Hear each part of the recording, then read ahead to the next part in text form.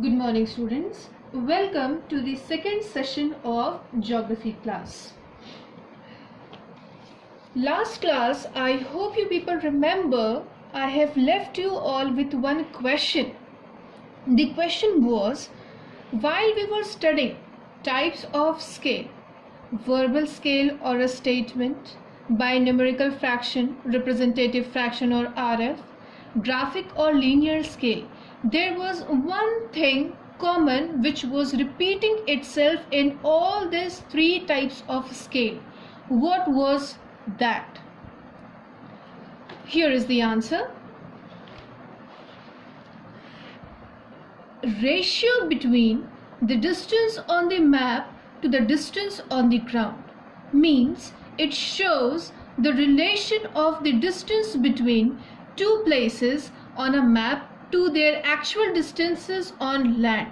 This was the common thing which was repeating itself again and again. Now, if you are going to see it over here, scale is a measuring line that shows the relation of the distance between two places on a map to their actual distances on land one time. Second time, here in verbal scale, 1 centimeter of map represents 50 kilometer on the ground. Next, in your representative fraction, ratio between the distance on the map to the distance on the ground. Lastly, in your graphic scale or linear scale, represents the relationship between a particular distance on the map and the actual distance on the earth. In all these three scales, only one thing was repeating itself, and it was that it shows the relation of the distance between two places on the map to their actual distances on the land. So this was the answer. Now students, today we will be starting with the new topic, that is significance of map study and colors in legend. For you people, I have noted down this statement in my notebook. Significance of map study and colors in a legend. Now a new word, legend. What is the meaning of legend? The meaning is list of conventional signs and symbols is known as what? Legend. Now, before starting with this, you should know the basic difference between your physical map and your topographical map. The first difference is physical map is a small scale map, which means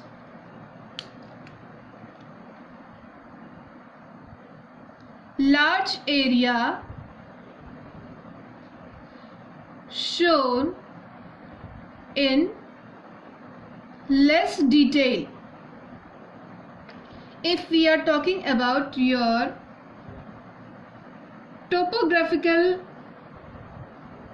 map, it is a large scale map, that is small area is shown with great detail. So before proceeding further, let's study what it is given over here under this topic. As you can see, it is given, map have become invaluable in today's practical world as they serve as storehouses of information. The meaning is this: if we are having map, we can go anywhere, we can search anything, and we can reach to our destination. The second point explain itself how. We can find our destination by using global positioning system, GPS.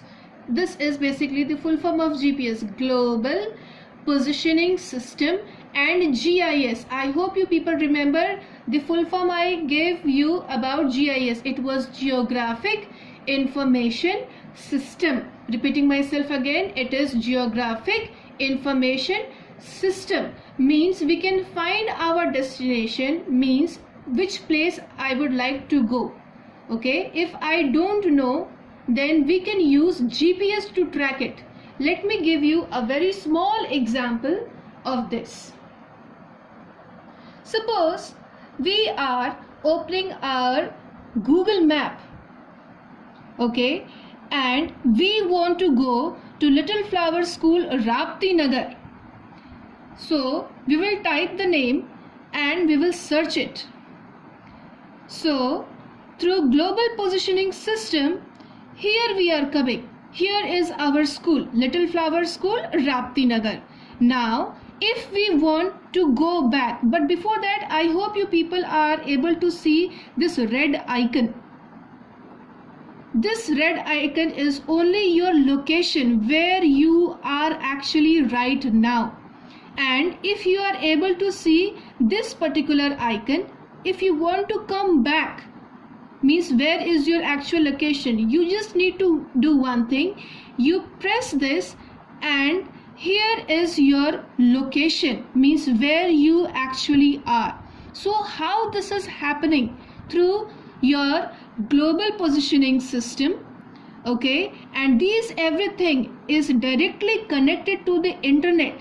So with the help of satellite and internet we are able to locate ourselves. So this was a very small example about this. Now coming back to the topic, topographical maps portray the natural features, man-made features and cultural features using appropriate colors and symbols.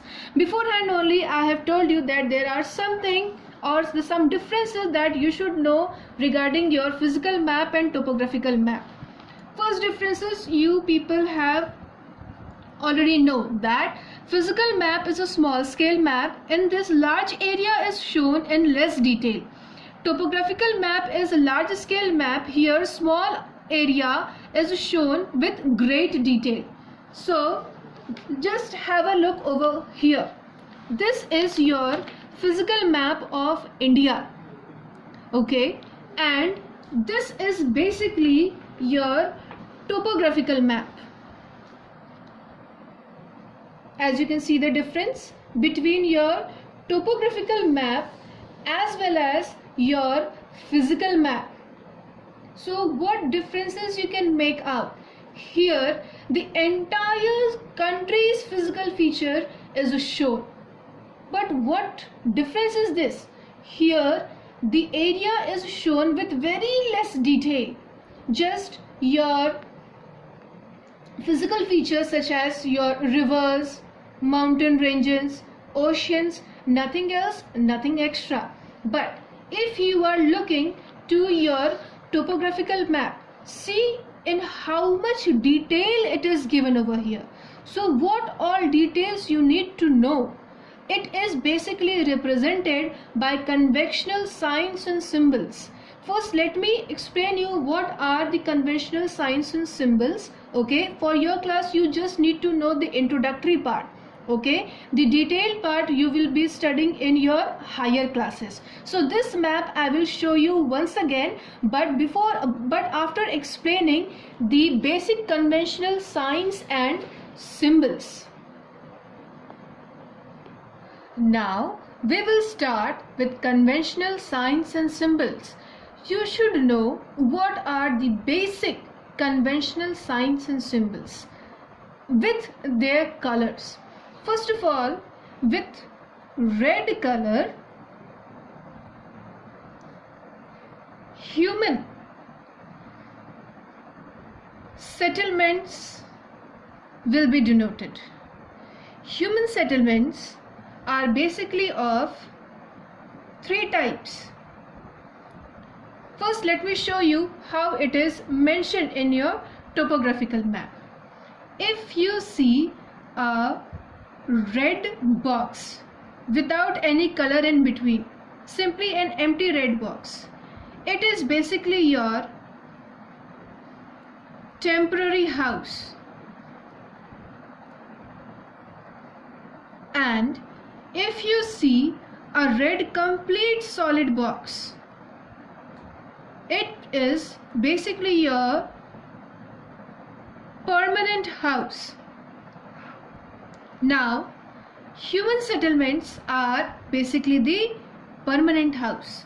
Now, as I have said that there are basically three types of human settlements.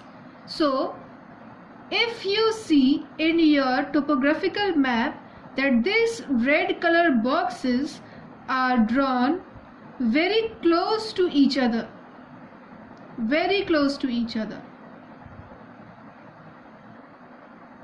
This becomes your first type of settlement, that is nucleated settlement.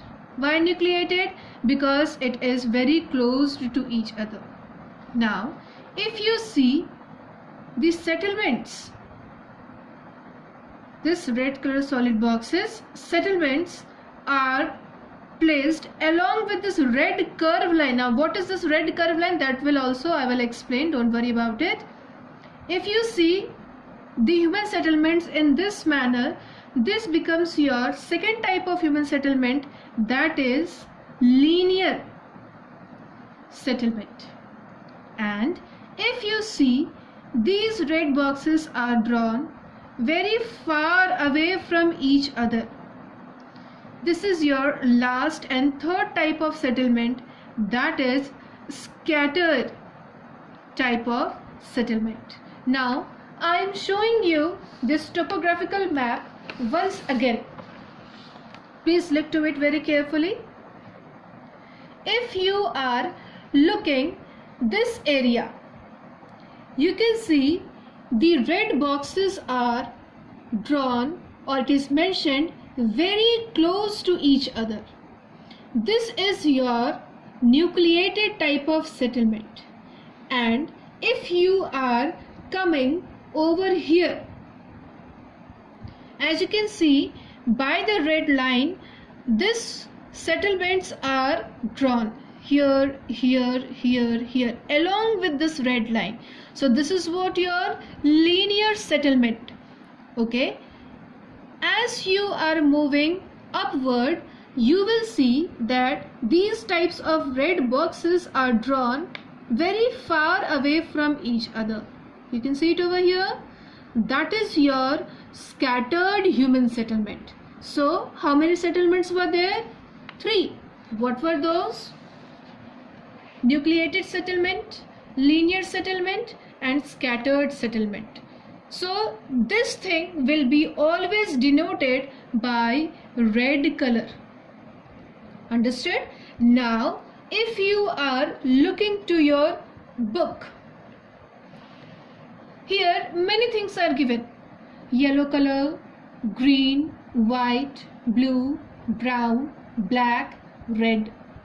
So as you know that this particular portion, that is your topographical map, it is just an introductory part, so I will not go in very great detail with this.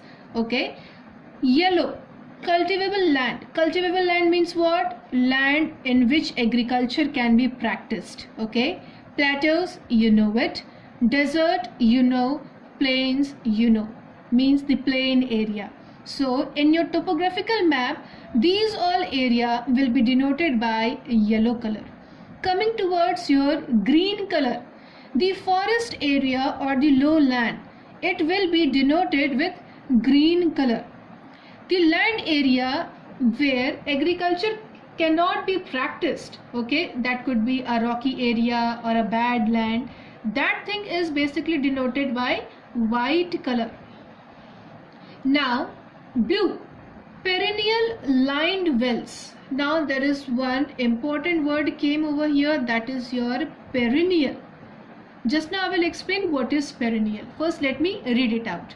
Perennial lined wells, perennial streams, lakes and ponds, water bodies in general. Now you already know, or you might have heard, that there are certain rivers which is dried, especially during summer season. Okay, there are certain rivers in which water is not present in summer season.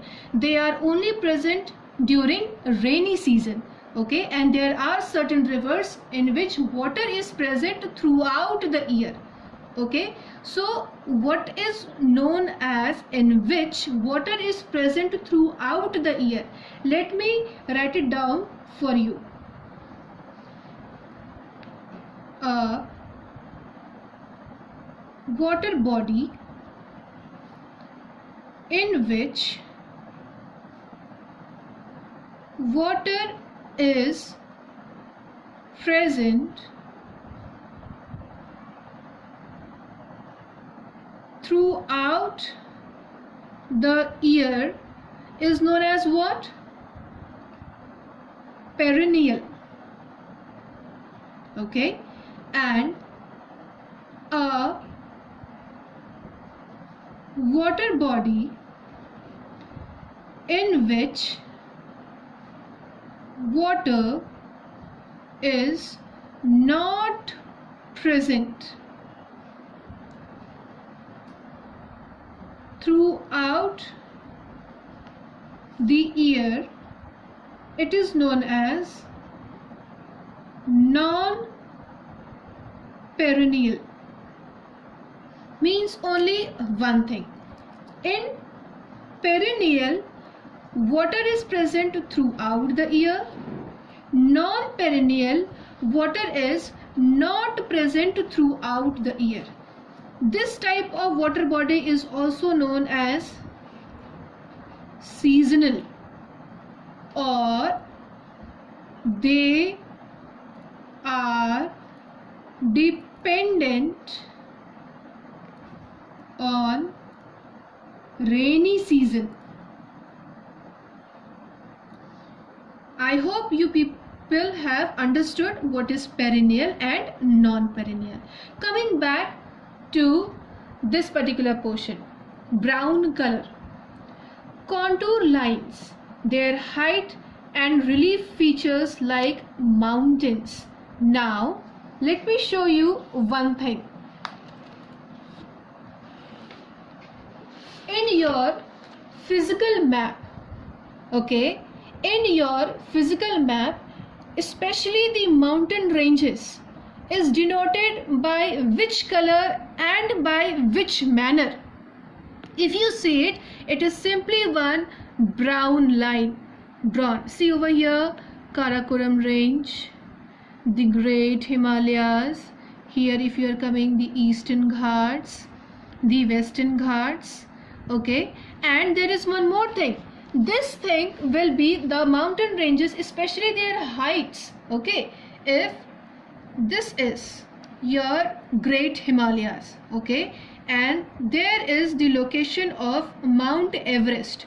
In your physical map, it will be denoted with the help of one triangle, solid triangle, written over here Mount Everest with height 8848 meters. Okay, if same thing is given in your topographical map, how it will be represented? Here you have seen it is written contours. Okay, a new word, that is your contour. Now what is contour basically? Contour line is an imaginary line. Contour line is an imaginary line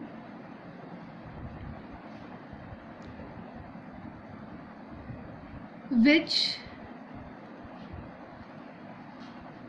joins places of equal heights. As I was talking about, this contour is always given in your topographical map, and the color will be always brown. So how it will be denoted? If the mountain is peak or pointy, it will be denoted like this manner. There will be circles drawn and it will be drawn very close to each other. Okay, they will be drawn very close to each other, but they will not touch each other. Okay, if the mountain is blunt, like a blunt pencil, so the contours will be drawn little bit far away. In your physical map, it will be denoted like this way, with the pointy peak, and for the curved mountain like this way, curved mountain like this way, it will be denoted in your physical map. But in your topographical map, it will be denoted by this manner. I hope you people understood what is contour. Okay, now coming back to the chapter. Black color, dry streams and surveyed trees. Dry streams are those, this only, seasonal, okay, in which water is not present throughout the year. Clear? Then surveyed trees. As you know, we have already discussed that the significance of map study and colors in a legend.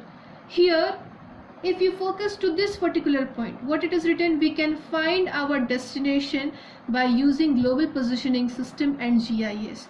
And there is one more thing, that if you are in a jungle, in a forest area, okay, and you have to go to a certain point, but you are lost somewhere, okay, because in forest is basically covered with trees. So what you can do in that case? In your topographical map, the trees is denoted with this symbol, but it is with green color. Okay, this is how your trees are given in your topographical map. If the trees are surveyed, surveyed means here what? Here the trees will be drawn like this way, and it will be completely covered with black color in your map, like this manner. Means a person has given a mark over here. This tree is found by someone as a benchmark, or as you can say a location. After this only you have to go to any other direction. Okay, so if the trees is marked with black color in your topographical map, it will be known as your surveyed trees. What is the importance? What is the use? That is the only same thing you are going to study in your higher classes. Now, coming back to your red color, permanent huts, settlements and cities. If you remember, just now I showed you about your red color, human settlements. If it is just a red box, it is a temporary hut. If it is completely red color, that is permanent. Human settlements, three types of settlements: nucleated settlement, linear settlement and scattered settlement. Okay, so this is the end of your 8th topic. If we are coming to your 9th topic, that is your symbols. Let me read out just the first paragraph. On every map, certain signs and symbols and letters are used to represent the features on the Earth's surface. They are called conventional signs and symbols. This particular portion is very important. As you can see, this area is, this lines are already underlined because this is an important one. Okay. A variety of features, both natural and man-made, are depicted with the help of symbols on map. Depicted, represented. The meaning of depicted is what? Represented with the help of symbols on the map. Example: rivers, ponds, settlements, roads and trees. These symbols are accepted universally. What is the meaning of accepted universally? Accepted by all and are used all over the world. The last point, what it is given over here, a list of conventional signs and symbols is called legend. What is the legend? A list of conventional signs and symbols is known as legend. As you can see in figure 1.19, there are many symbols given and their explanation. Okay. As you can see, there are two charts given in figure 1.19. First shows representation of political boundaries. Second, representation of transport and communication. Okay, so you people need to do one thing, that you just need to go through this. Okay, you should know which symbols indicates what. Okay, you have to know that suppose this is a two equal line, what it is. You should know that it is known as what? Metal rule. If there are two broken lines with red color, what it is? Unmetal rule. Curved line, car track, broken curved line, pack track, etc., etc. Okay, if you will look to your books in your page number 18, you will be able to know it. Understood?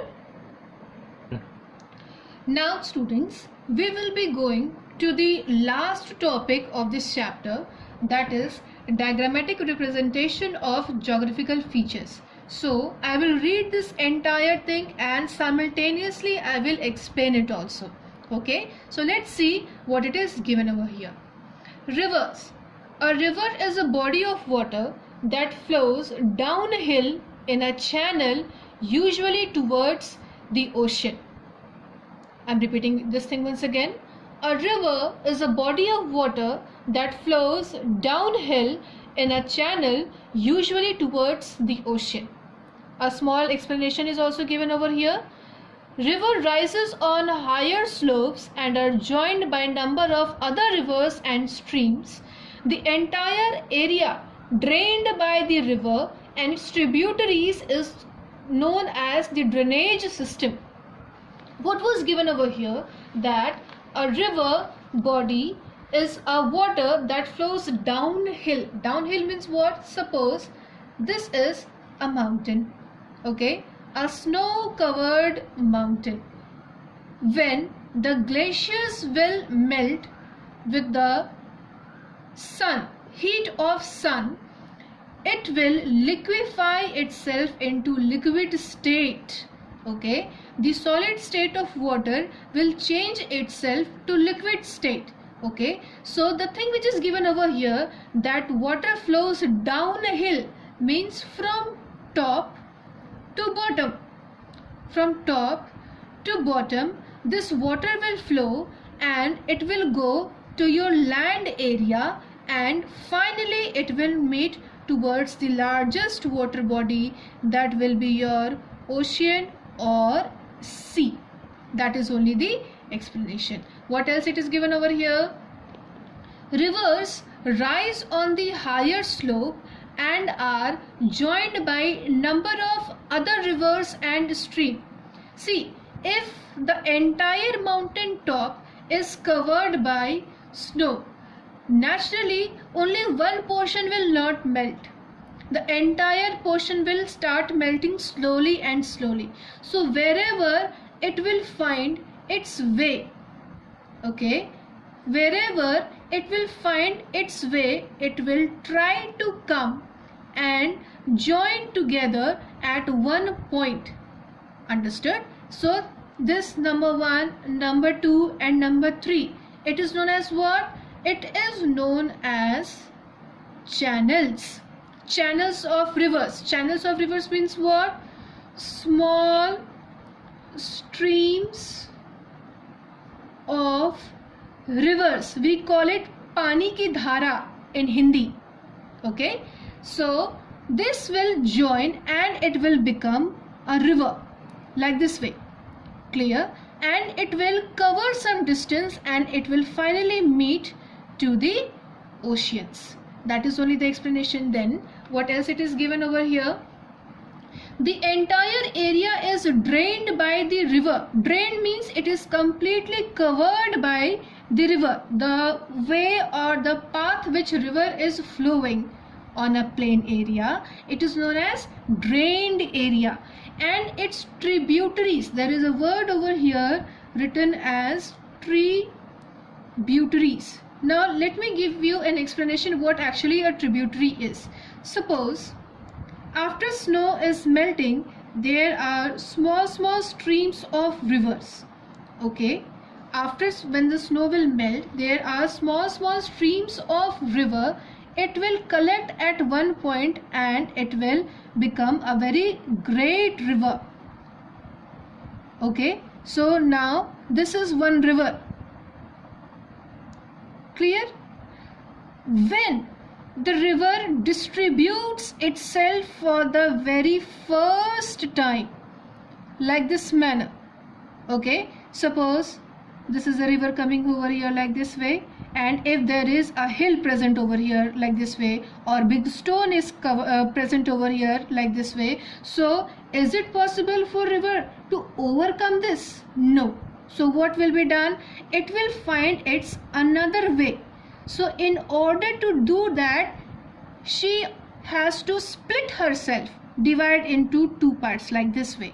Okay, so now there was one single stream of a river. Now due to presence of any highland, this river is now distributed itself into two parts. So when a river distributes itself into two parts for a very first time, it is known as what? Your tributaries. I hope you people understood this particular concept. So let me read this one another time. The entire area drained by river and its tributaries is known as what? Drainage system. Means what? From the starting point to the end point. From the starting point to the end point, this entire thing is known as what? It is known as drainage system. So this particular thing ends over here. Now what else is given? Let's see it. A well-shaped river valley can be divided into three stages. Now the word valley, what do you understand by the term valley? When there are two mountains. When there are two mountains, I hope it is visible to you people, this particular area. What it is? A gap. Okay, so what could be a valley?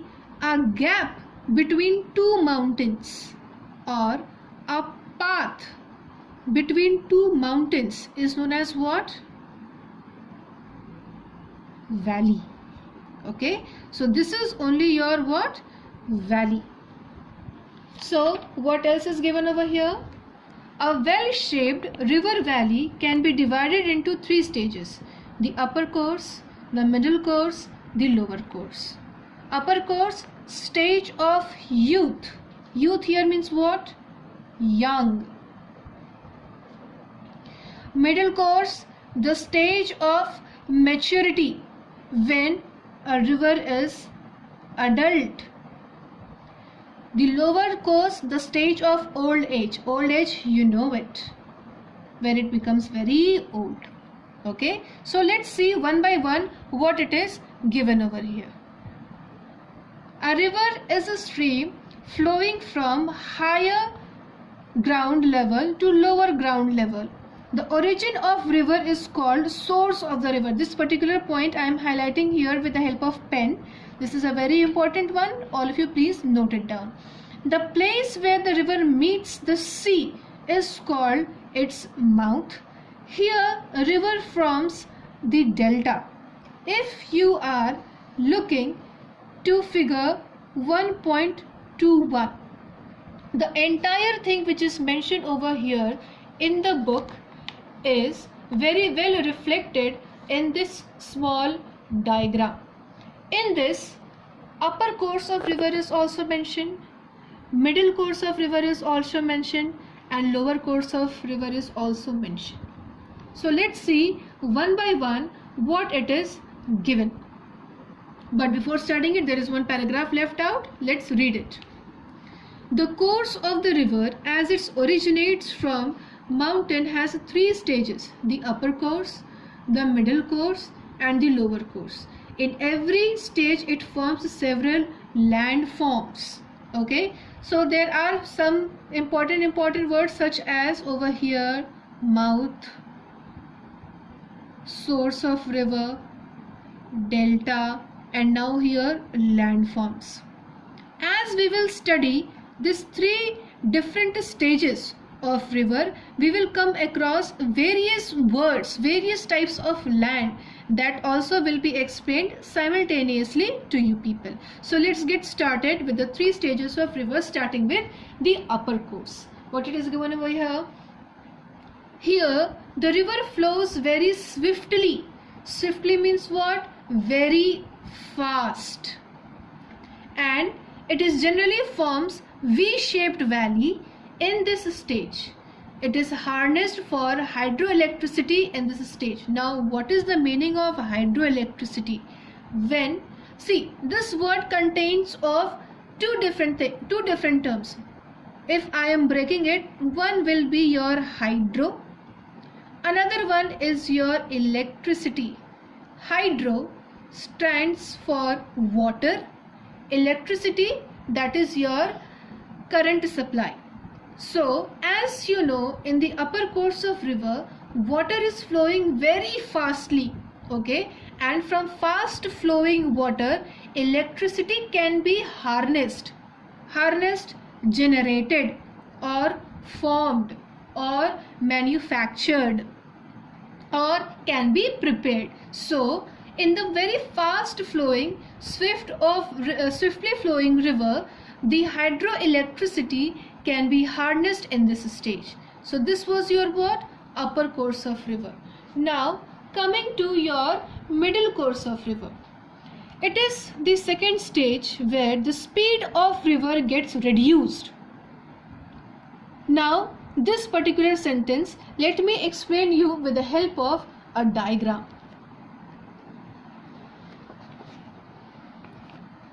As you know, in your first stage of river, water is very fast. Hydroelectricity can be harnessed. Why? Because the breadth of river is narrow. Clear? That is in your first stage, when it is flowing from a mountain.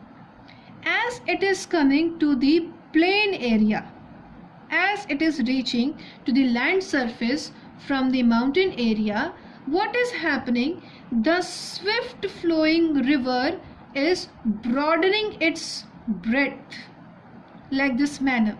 It is increasing its width.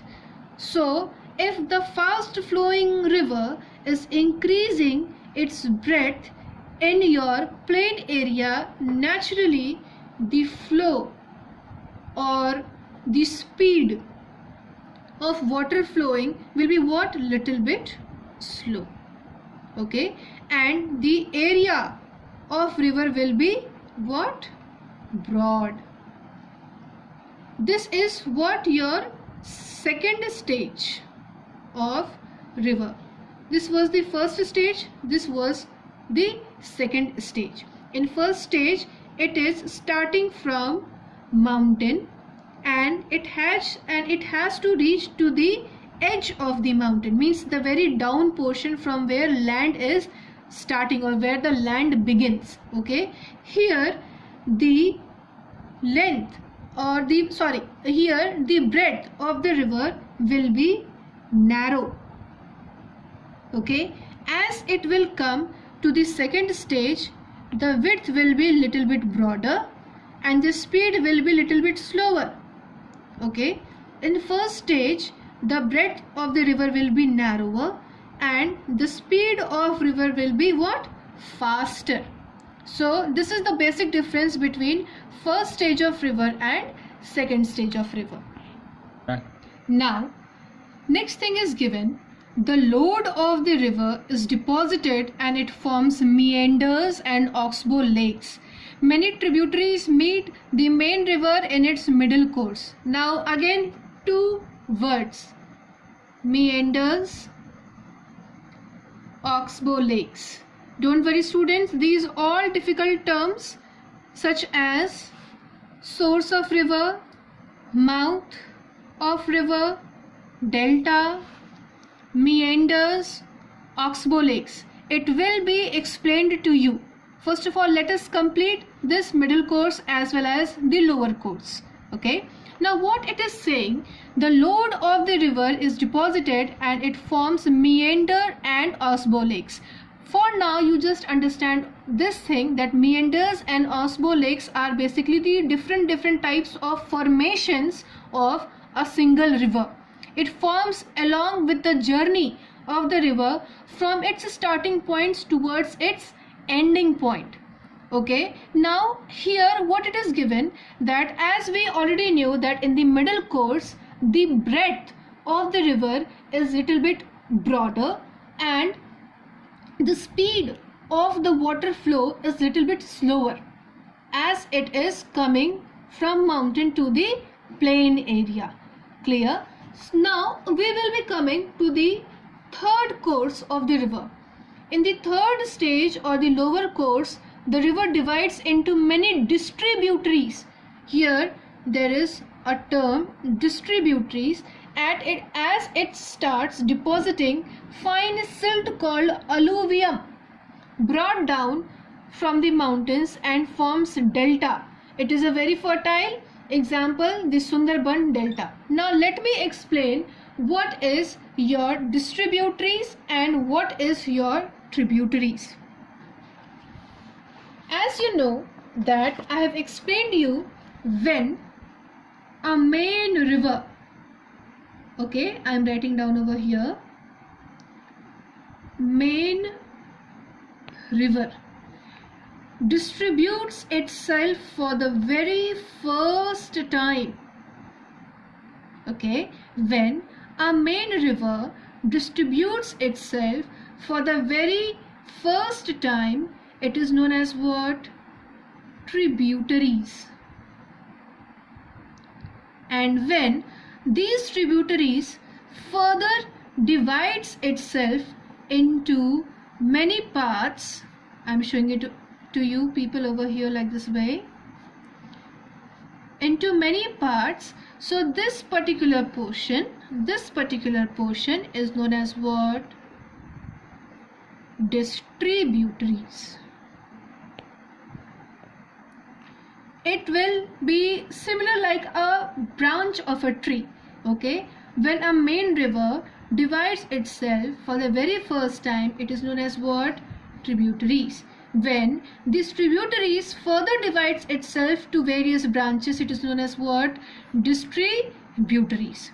Okay, so this particular thing, that is your distributaries, it happens basically in the lower course of the river. Lower course of the river. Here lower course is also known as old age river. Why old age? Here the speed of the river, the speed of the river is slowest. Not slow, it is slowest. Okay, so in order to understand the three stages of river with one single differentiative point, you can know one thing, that in first stage, here I am writing second stage and here third stage. In first stage, first point, breadth is narrow. Here breadth is broad. In third stage, breadth is broader. Second point, in first stage, speed is high. Second stage, speed is slow. Third stage, speed is slowest. First stage, river channels are formed by small streams of rivers. In this, river distributes itself for first time. Distributing river itself for first time was known as what? Tributaries. Okay. In third stage, river tributaries redistributes